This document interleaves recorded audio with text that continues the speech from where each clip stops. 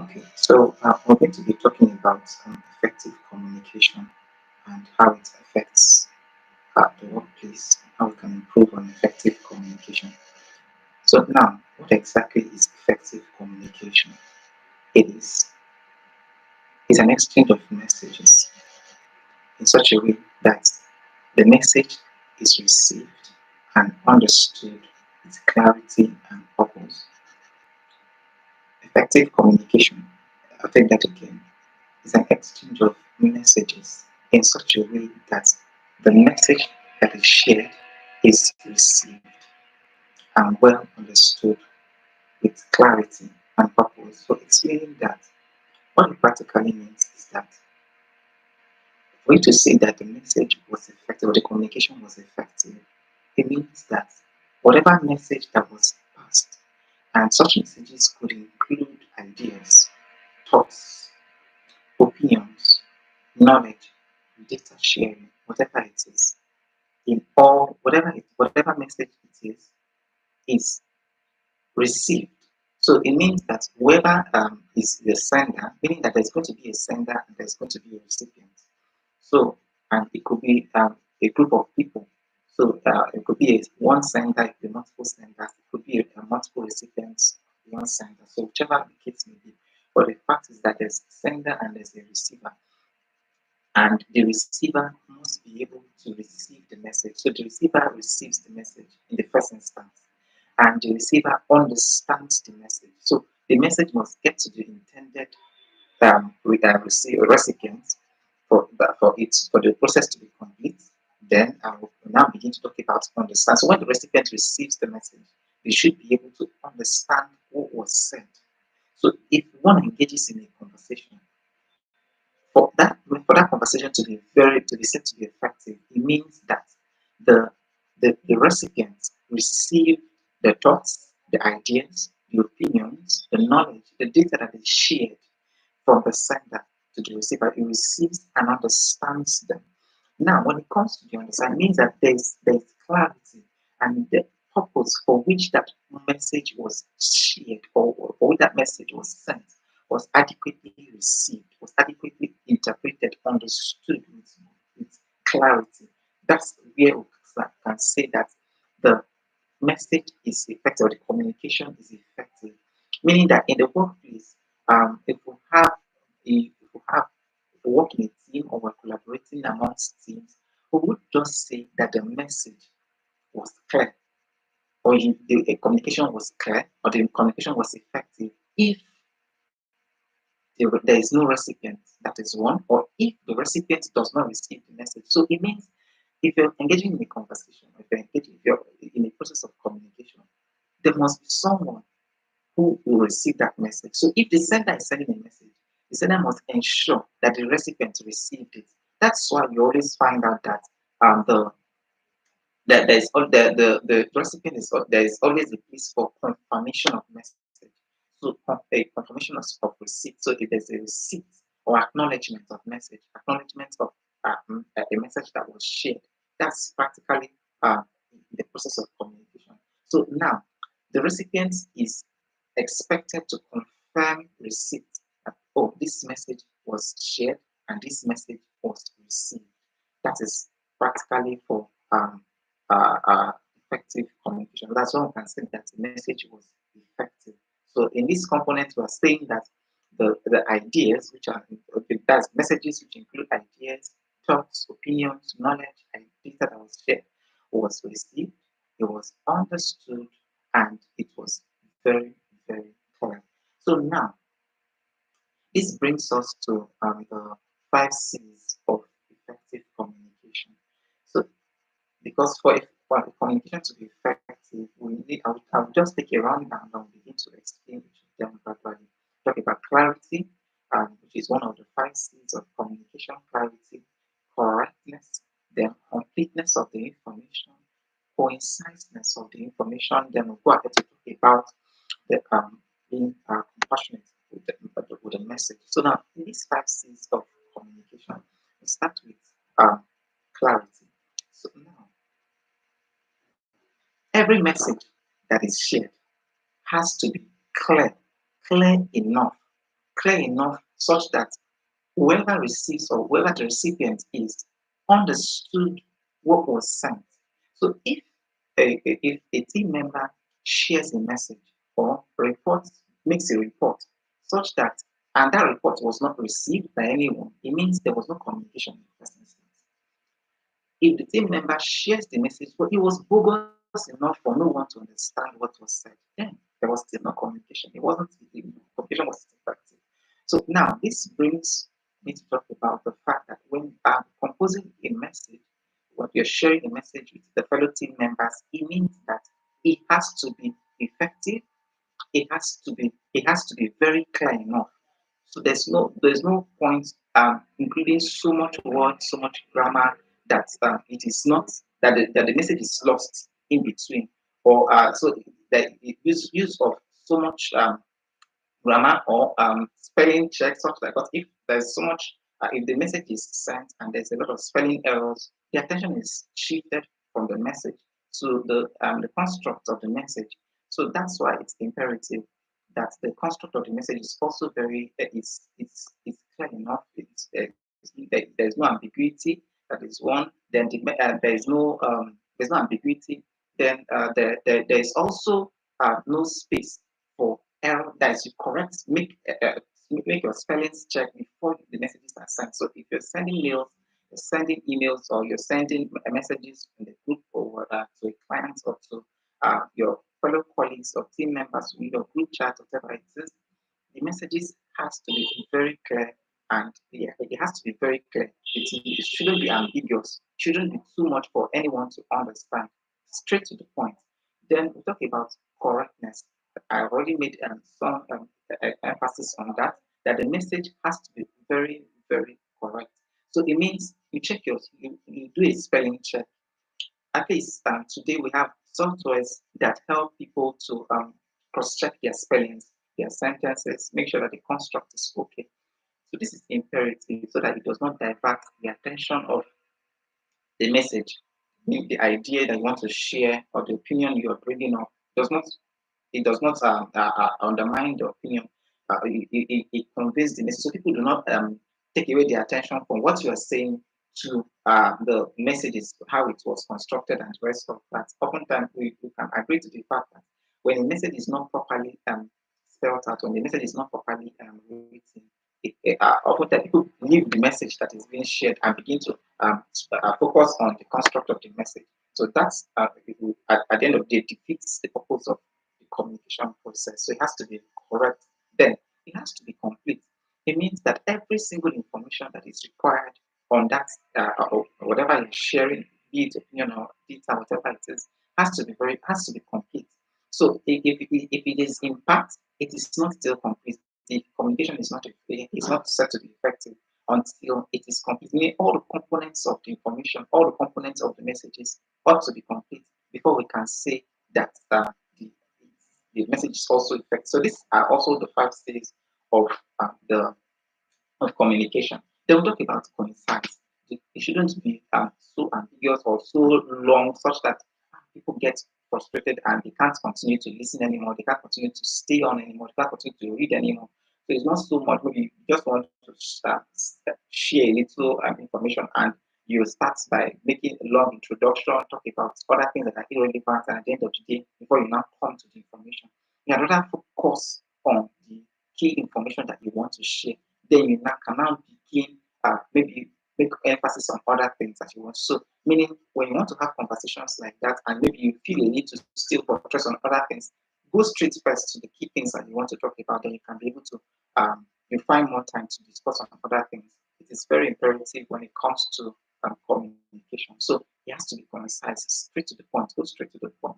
Because people may feel bored, and at the end of the day, they tend to not follow through, or they get missed, or they miss the main point, or you who is the messenger misses out or misses to communicate with the recipient as intended. Then we'll go ahead to talk about being compassionate in the message. So when we're talking about the message, so it has to be respectful, it has to be courtesy. So they have to be that. So it's very clear that You can have an excellent message, and at the end of the day, it is not conscious enough. It is there's no you don't pay due attention to the people you're speaking, you're communicating with.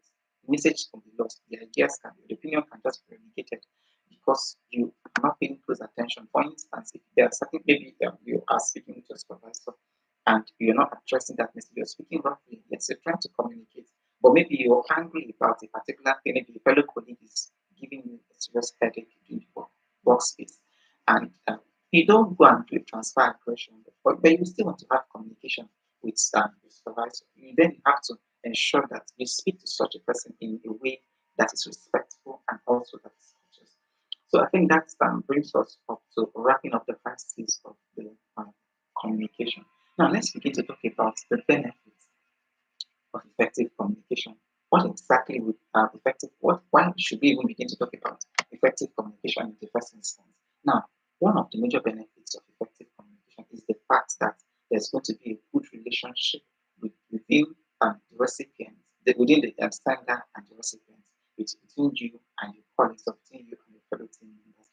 So, if within a workspace that you are unable to communicate well, you have feelings, you have ideas, you have a lot of thoughts within you that you want to share, but you can't, you're unable to share them, or when you share them, people misunderstand you. It means there are things you're not paying attention to. So you need to find out. You just need to do a background check, find out why is it that people do not understand you. Because there are some people that say that every time they speak, they have problem with misunderstanding. People tend to misunderstand them or tend to read what they are not saying instead of what focusing on what they are saying. So if you find yourself in such a situation, what would you do? So you need to first of all assess the audience. We're going to get to that particular place. And understand the audience, understand who you're speaking to. So when you know who the audience are or who the recipient is, so you know how to approach such a person to ensure that the communication is effective. So generally, what this means is that communication is premeditated. You have to find out, okay, this person I want to discuss with. How do I ensure that what I'm saying is well understood and is well understood and also remembered? Because that's one of the purpose of communication. You don't just finish having conversation and at the end of the day, everything is lost. So we don't just want that. So it means that in the process of effective communication, you have to find a way to understand that.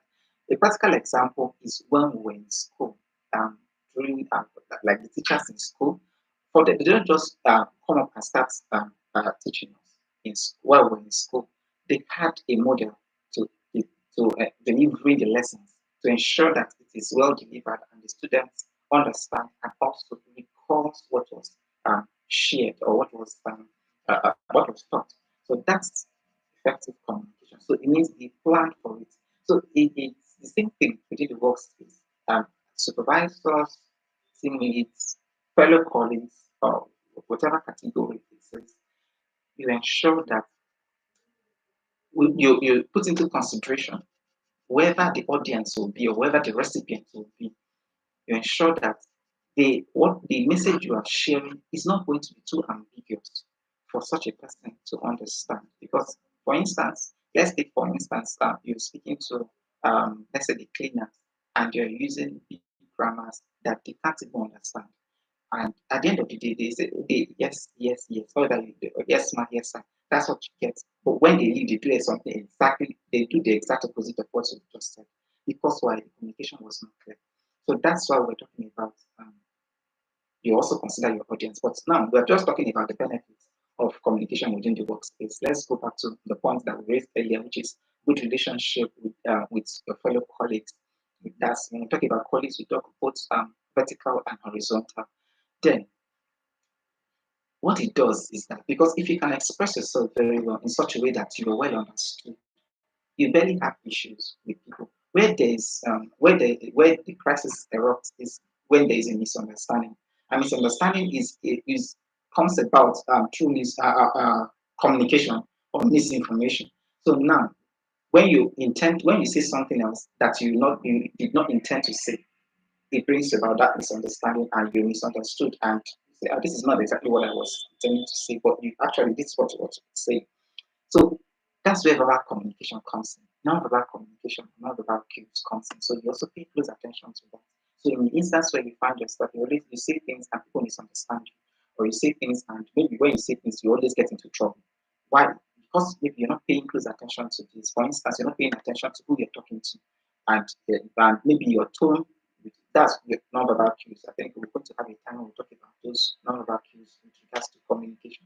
So you ensure that your body language aligns with what you're saying, and at the end of the day, your message is well understood. And it is. So now, effective communication, what it will do for you is that it will improve your relationship with your colleagues. It also has a fallback, not like a fallback. It also has other benefits, personal benefits. So it's not just only about your colleague. It also expands to your relationship with other people within the society. Then let's go ahead to talk about team supervision, which is the second benefit.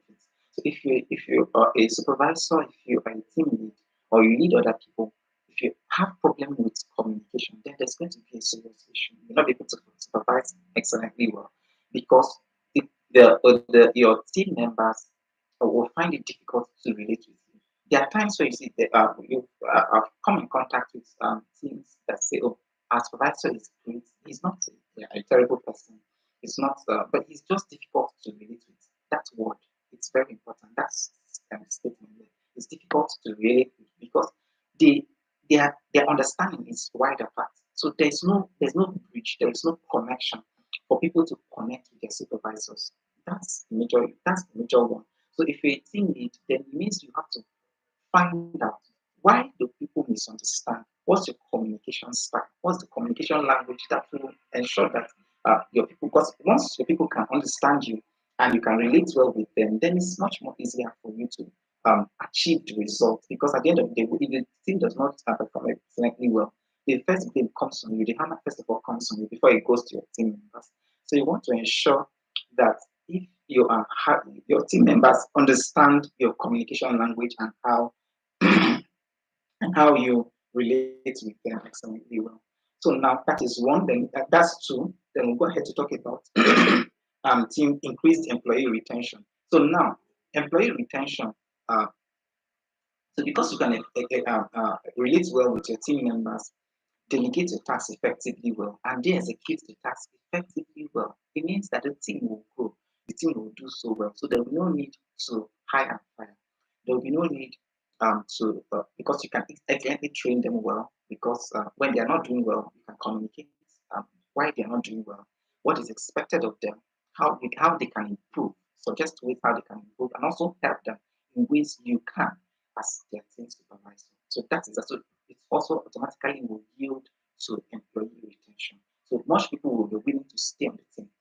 That one of the places where I have worked in the past, I till today I still remember like it's amazing because of the communication style, the learning style within the workspace. So it's because the supervisors or the managers made it excellently well for the employees to connect with their supervisors, and it was so great. And I still miss that place because it's awesome. So that's one major thing.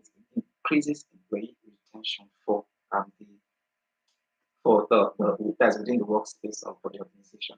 Then finally, among the list of the four benefits that were highlighted in this list is that the fact that it will enhance creativity and as well as innovation amongst the team members. Because take for instance, we're having a brainstorming session as a team, and I understand you, you understand me, we understand every single person that is on that team. It means that we can share ideas. It means that we understand each other. I understand you, you understand me. We can rub minds. I can suggest something and you can suggest something, and we can deliberate on it and we can get a better result. So that's exactly what we're saying. So it will also yield to enhanced creativity and innovation, which will at the end of the day benefit the organization.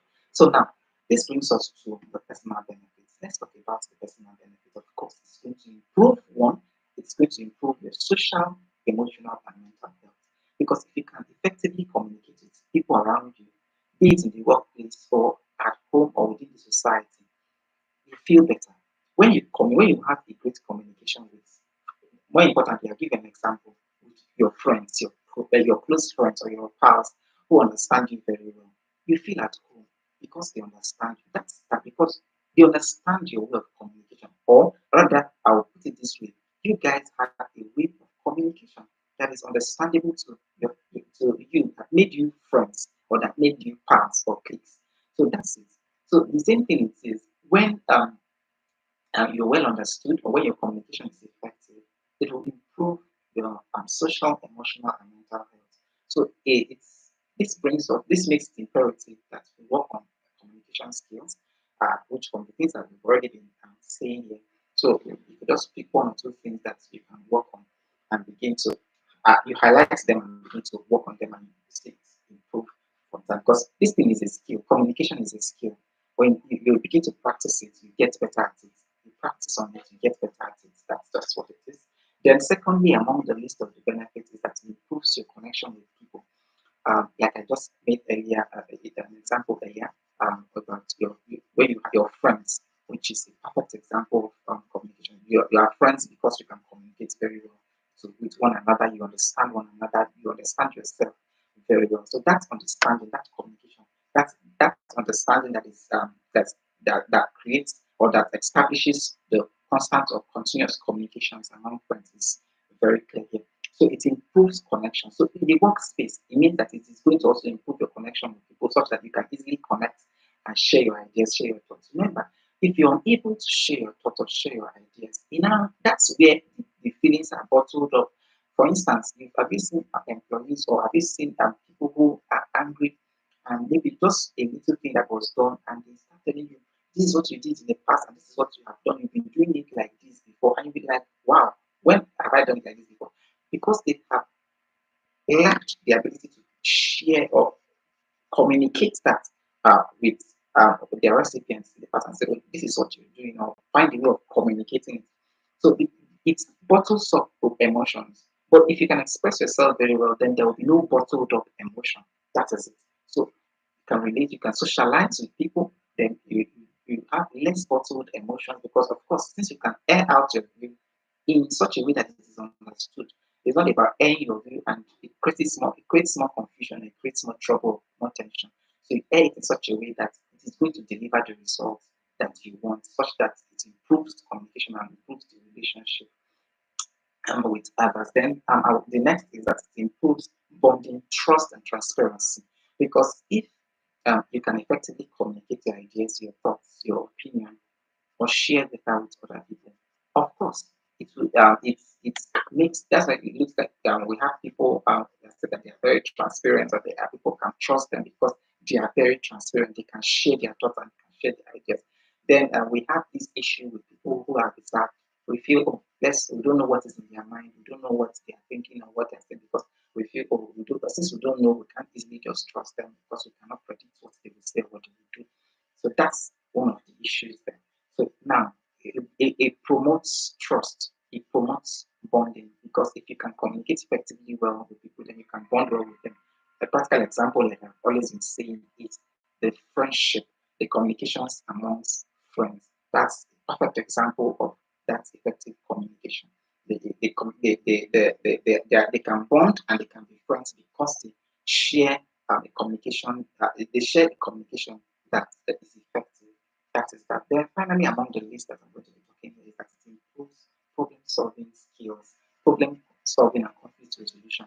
When you have problem with people or you have problem in your workplace and you're able to communicate um, your feelings, you're able to communicate where you are angry, then that's where there's an issue because, for instance, HR cannot help you, your supervisors cannot help you. So at the end of the day, it means that the person has to go physical. That's why you see people they go physical. They say, I don't know how to complain. The next thing they just go physical. So it shouldn't be like that. That's where we need to work on ourselves first of all. Like I said earlier, like I said earlier, I was saying that you have to find out why exactly do people misunderstand you. Is it about your non-verbal cues or your tone, or you have to make a comprehensive analysis to find out why is it that you're unable to be understood. So when you find that, then you can begin to work on that because the essence of communication is that you want the other person on the other end to understand you and as well as remember what you said. Because if you finish saying it and the person forgets about it, so it means there was no communication. So you say it in such a way, or you convey your communication in such a way that it can be remembered. Now, how then can we improve communication? How then can we improve our communication? Since we talked about all this, now let's talk about how we can improve our communication and ensure that it is good. One is to consider your audience. I said that earlier. I'm saying it again because it is very imperative. When you're discussing with someone, for instance, as an adult to communicate with a child, if you speak to that child as an adult, then you're going to lose, you're not even communicating, you're going to lose the child in the communication process. They won't even understand you. So you have to consider your audience in the first instance. So consider the recipient. Who are you having this communication with? So you ensure that when this communication is done, this person understands what you're saying. So if you consider your audience, it means you find out the best method to communicate with them. For instance, in the school, you have a teacher who is an adult, and you have the students who are children, and yet the teacher is able to communicate with them because the teacher finds the perfect communication style. That is it. So they share the information and it goes. Then we go ahead to talk about amongst supervisors and the team. So you have to find a perfect way of communicating with your team members. Let's say, this team is very difficult.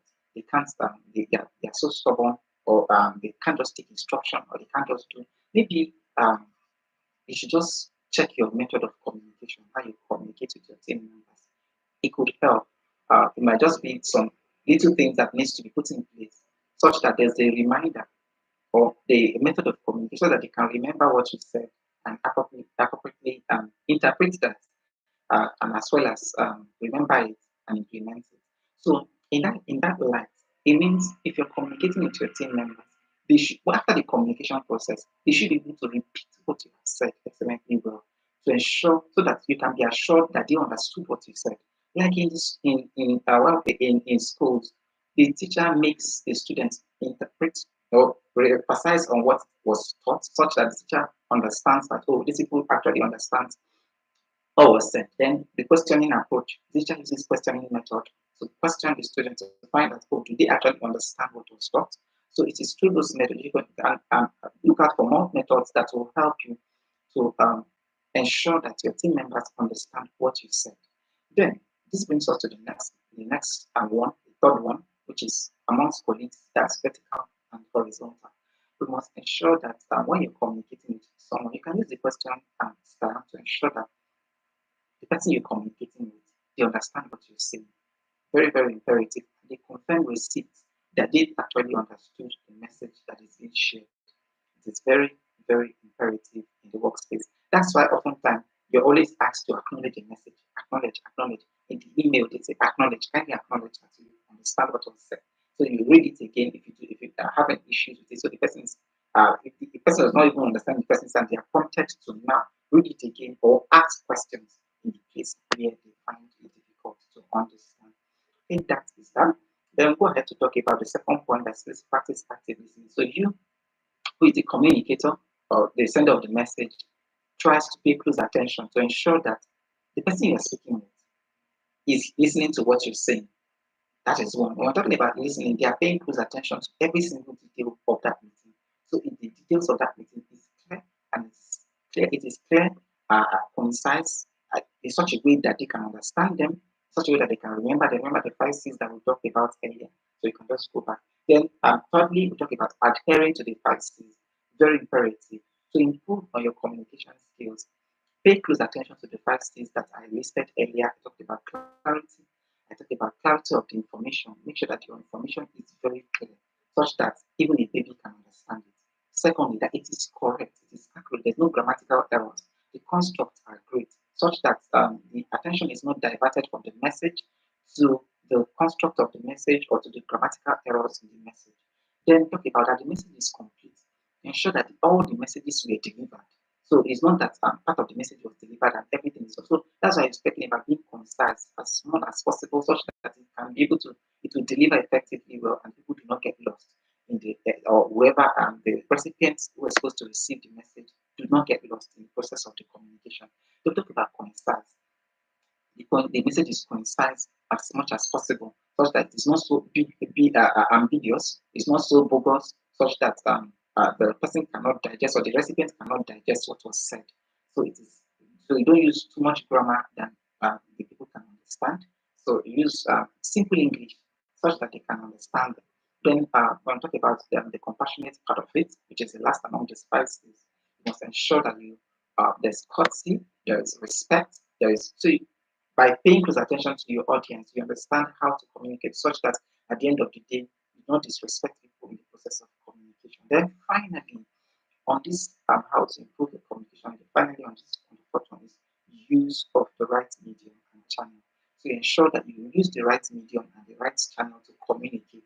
For instance, let's say in the workplace, you are to share or you are to make requests or to make a contribution or an idea via email. Don't go sending WhatsApp messages or don't go if it, so whatever is the established medium for communication, attend to it, stick with it, and use it. Do not go ahead and start uh, uh, using other medium. For instance, then if it is live chat, stay with the live chat. If you're going to whatever means of collaboration that has been established, established channel for communication or medium for communication, use that established medium for communication to communicate with others. It is very, very imperative. For instance, a practical example is email. If you're communicating with a client, always ensure that for purpose of clarity, that it can be referred to means documentation. So for paying close to them, and oftentimes in the workspace, there's a priority on documentation. So you pay close attention to it, and such that if there's a misunderstanding along the way, there can be a reference to what was said earlier so that all the parties can agree to it. That's why most places in the places of work, they prefer places where those information can be documented, like the email. So if you have an email, use the email. If they say okay, use the email to share every single, make a request, make this, do everything you're doing via your email, maintain that channel of communication. That's what has been started because if it should anything go wrong at the end of the day, you did not even share any communication. For instance, you're supposed to pass the communication, and at the end of the day, there was a loss because you did not. But you said that I shared the message on WhatsApp, but the company says share the message via email. So it means you did not even share any communication in the first instance. You choose your own path of communication, and it's actually not going to go down well. So that at the end of the day, you use the right medium and the established channel for communication. So if you adhere to these basic things that we've talked about with regards to effective communication, you're on your way to improving your style of communication. Remember that communication gets improved on. We improve on it on daily basis, and we continue to work on ourselves to ensure because we keep meeting with new people from diverse background and diverse method of communication. So they're coming from their own with their own systems of communication. So each day we encounter new people. As long as you meet new people, you have a need to understand how to communicate with them effectively, or such that they understand you, you understand them. And at the end of the day, what was said is remembered. So I think that is that for now. So we'll be ending this session here. If you do have any questions, you can always drop them in the comment section. We will take them up and also create more trainings on that, or we can respond to them directly via the comment section. Thank you so much for being a part of this particular training session. Do enjoy your day. I'll see you on the next training.